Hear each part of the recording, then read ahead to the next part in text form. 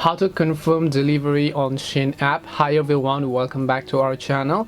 In today's video I will guide you through the steps on how you can confirm the delivery for the products on the Shein app, so make sure to watch the video till the end. Confirming the delivery means that you have received your product and then you just want to confirm that you have received the product on the Shein app so that you will be able to make a review or whatever else you prefer from there onwards. To do this, it is very simple, because all you have to do is simply launch the Shein application over here, and once you launch the Shein app, you're gonna see this type of interface where you have to tap the account icon located at the bottom right corner of the screen. Once you're on the account icon, you have to simply go to the my order section, and over here you'll find this option known as shipped.